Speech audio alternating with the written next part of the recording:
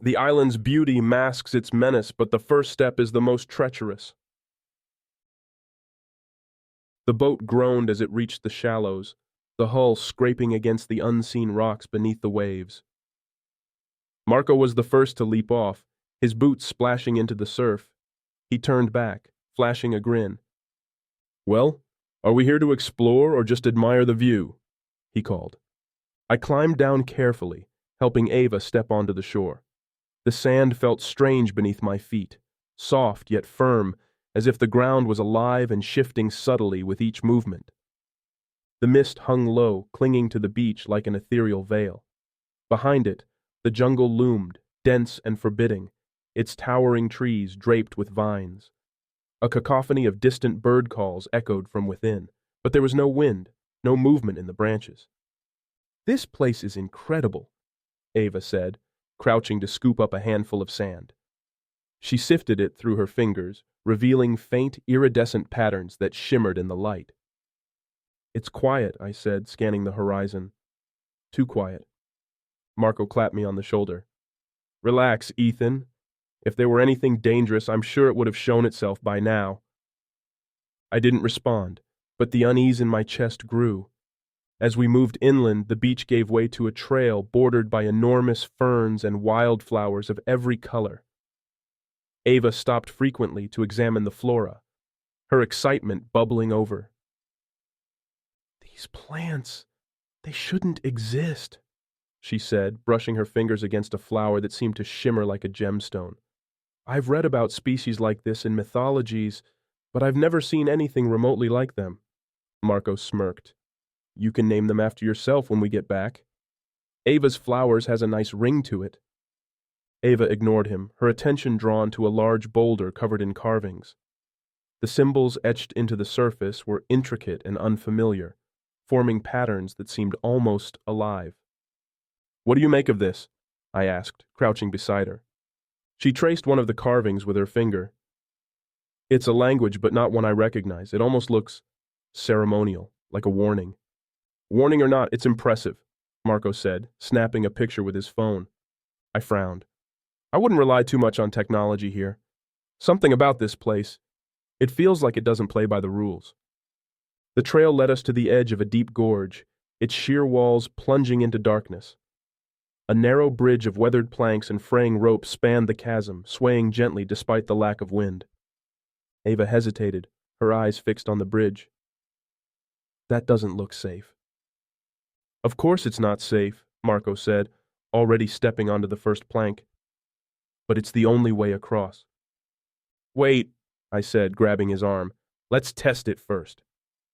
Using a long stick, I pressed down on the first few planks. The wood creaked, but held firm. Satisfied, I stepped onto the bridge, motioning for the others to follow. The crossing was nerve-wracking. The planks groaned with every step, and the ropes frayed visibly as we moved. Below us, the abyss seemed to stretch endlessly, a void that swallowed all light. Halfway across, the bridge shuddered violently, and one of the planks gave way beneath Marco's foot. "Help!" he shouted, his hands clutching the ropes as his legs dangled over the edge. I lunged forward, grabbing his arm and pulling him back onto the bridge. "Careful!" I snapped. Marco panted, his face pale. "Thanks.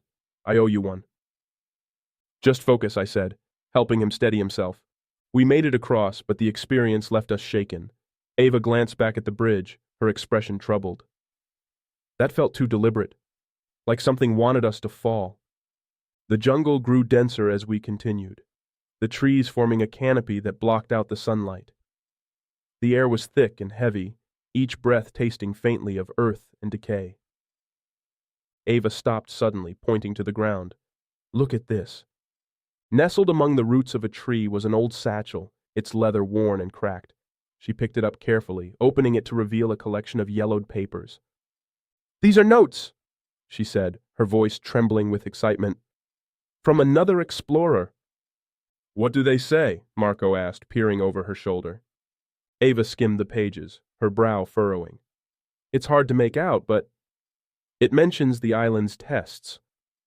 Something about being judged worthy to proceed." "Judged by what?" I asked. She shook her head. It doesn't say. But whoever wrote this, they didn't make it off the island. As we continued deeper into the jungle, the whispers began again. At first, they were faint, barely audible over the rustling leaves. But as we pressed on, they grew louder, more insistent.